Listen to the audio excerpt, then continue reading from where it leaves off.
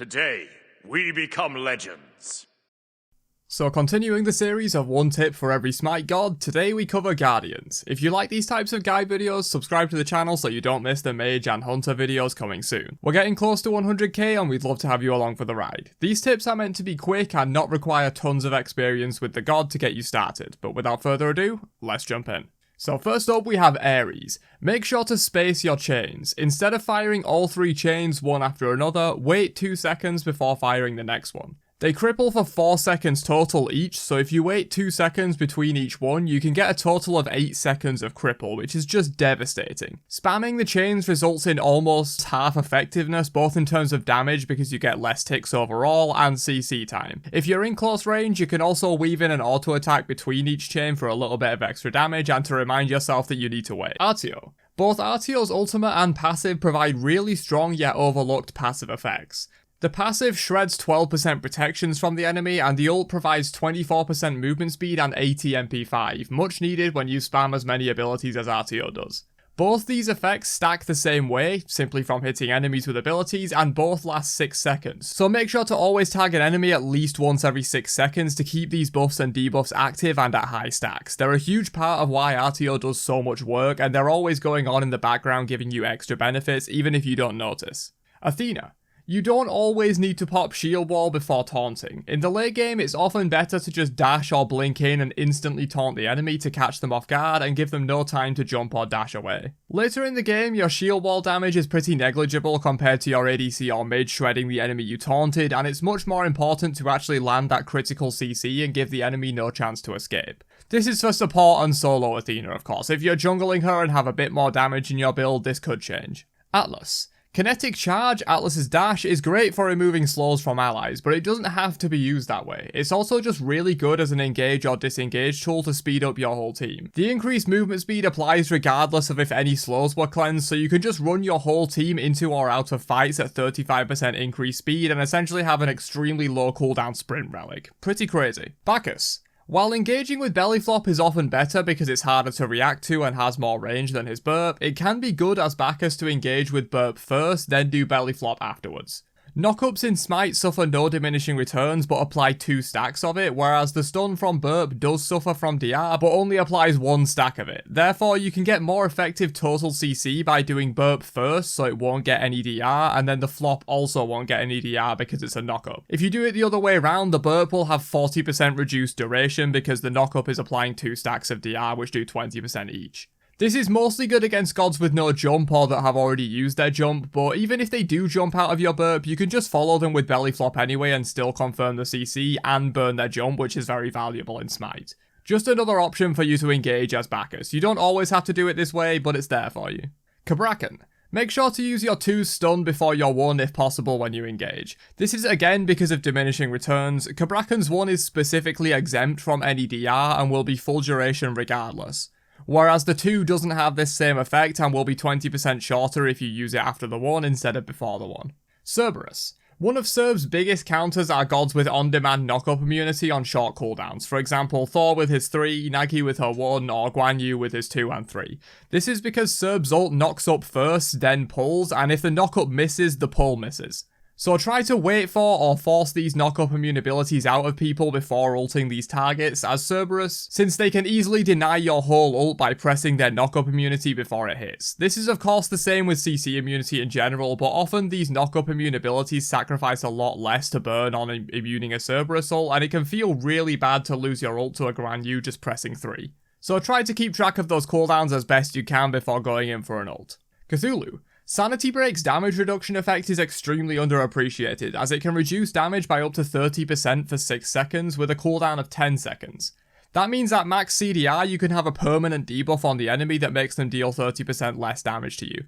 It's essential to keep this up on enemies as much as you can when boxing in lane or diving the backline. This debuff applies regardless of the enemy's torment stacks, and you don't need to get the fear to get the reduction, so it's a really effective way to increase your durability in fights. Also, make sure to cast this before you ult, as for about half of your ult roughly you're going to get 30% reduced damage taken, which combined with the increase in max health makes you insanely tanky. Fafnir.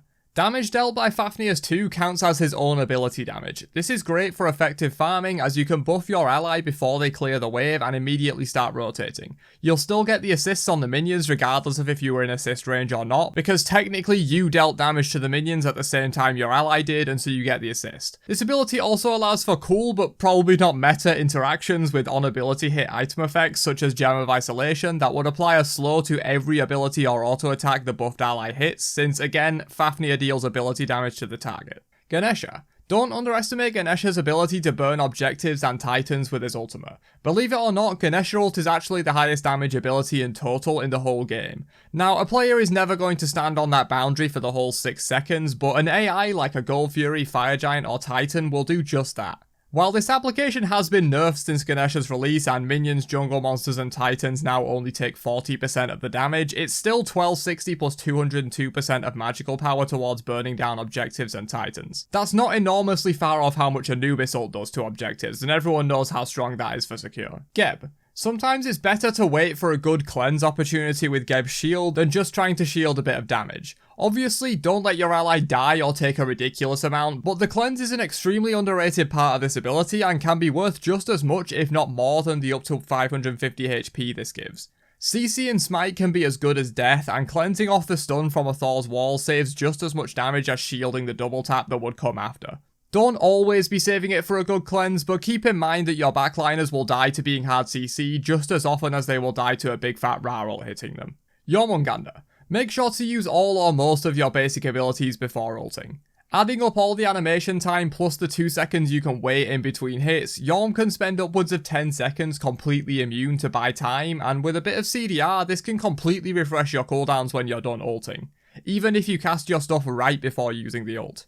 This won't always be the best play as sometimes you just need to ult quickly, but if you have the time and space to throw out at least your 1 and 2 before ulting, you should definitely do so. Khepri. Make sure to cast your 2 from further back when clearing waves, especially early game. You have 70 range on this, which is more than enough for it to hit and apply the up to 30% damage mitigation on your own minions as well as hit the enemies. This will help a lot in out clearing the enemy and getting pressure on those waves. This is also true in team fights with your teammates when they get dived, especially by melee gods like most solo laners and junglers. You can easily hit both the enemy for the 25% protection shred on them and your ally for the 30% damage mitigation and provide a huge swing in favour of your carries. Kumbhakarna. When throwing minions with Kumbha's 1, the projectile fires in the direction your camera is facing at the moment of impact with the minion, and not in the direction Kumbha himself is actually facing. This is a bit counterintuitive but useful since you can dash straight on at the wave and poke someone standing to the side, or dash from the side of the wave but still fire the minion through the whole wave in a straight line. You'd mainly do this to avoid taking unnecessary poke from enemy abilities when they're clearing your own wave. Taking collateral damage by standing next to your wave and getting hit by enemy abilities is a huge mistake that gets you killed more often than you'd think from the poke damage that adds up over time. Kuzenbo. Pushing enemies through the wave is key. Not only does Kuzenbo's dash deal almost as much as his ult when pushing the enemy through 3 targets, it also deals damage to the wave as if you dash through it normally, so you can get the double whammy of getting crazy burst on the enemy god and clearing the wave all at once. This is very useful since the Kappa, Kuzenbo's other main way to wave clear, can be blocked by the enemy god if they stand at the front. If they try to block your Kappa, just push them through the wave and they'll quickly realise they can't afford to block your Kappa and you can do it for free after that. Sobek. You don't always have to hit raw plugs. If you're already in close range, Tail Whip almost guarantees the hit of Charge Prey while the enemy is knocked up, and as we all know, if you get hit by Sobek pluck with no beads, you're pretty much a goner. Well, they can beads if you do it this way, but it's very unlikely to actually work unless they're insane on the reaction time because they're already knocked up and can't purify Tail Whip, and they get a very short window as they hit the ground before the pluck hits them, at which point they're in the air again and it's uncleansable. Side note, the ult also works surprisingly well for this since you slow the enemy down and can pluck extremely quickly after emerging from the water, giving the enemy almost no time to dodge. Sylvanus. Focus the archers with your AoE basic attacks first. This is a good general rule regardless of your god since archers do 2/3 of the minion wave's damage output while only representing 2/5 of the total HP of the wave. Even less than that, down to about 1/4 of the total HP of the wave depending on the number of brute minions, which increases over the course of the match as standard melee minions are replaced with brutes. This is really strong on Sylvanus since you can hit all 3 archers at once and essentially cut the wave's damage in half or more. This adds to his already insane wave clear by making your own wave die slower and gives him super insane lane pressure. Terra. You can get more value out of Terra's monolith by shattering it at the latest possible moment. This is mainly for laning, since in teamfights you usually just want the root immediately, but in the laning phase you can leave the healing monolith up for as long as possible before shattering it, since the duration refreshes when shattered. It doesn't share the 10 seconds for both phases or anything like that. So for example, you could theoretically get 10 seconds worth of healing, then shatter for the root and get 5 seconds worth of damage, rather than instantly shattering for only 5 seconds of damage and nothing else. Now, I do say leave it as long as you can because, of course, it can be destroyed by 3 basics, so keep an eye on the monolith and shatter it if the enemy gets down to 1 basic left. The main application for this technique is to put down the monolith for healing before the minion wave actually gets to the middle of the lane. This way you can heal for a few seconds, then shatter the monolith on the wave for damage once it arrives for max value. Xing Tian. Don't just throw out your 1 for poke in teamfights. The percent max health damage you get from it might be tempting, but the amount of damage isn't worth losing the cooldown on that all-important 50% basic attack damage reduction. Save this for peeling for your carries, especially if the enemy has more than 1 auto-attacker or an auto-attack jungler. But even an AA cancelling assassin jungler like Thor or Susano will get a substantial damage hit from having Xing's 1 on them for 4 seconds. It's a surprisingly effective method of keeping your teammates alive. Remember, CC isn't the only way to peel. Yemoja. Always be on the lookout for true cages. You can do this most easily in jungle teamfights where the physical terrain walls can lock enemies into your water walls completely. But you can also do it in lane with the right positioning and use your 3 facing back into the ult to cover any gaps if you see people trying to escape. There are of course many things that make Yemoja so strong in the hands of a good player, but optimal use of her ult is a huge part of it. Ymir. Everyone knows you should try to Ymir freeze before your ult to secure the damage, but it can actually be more effective to use your 2 instead. The slow on the 2 lasts 4 seconds and is 35%, which stacked with the 40% slow on your ult makes it very hard to escape, as opposed to the maximum 2.25 seconds of stun you get from freeze.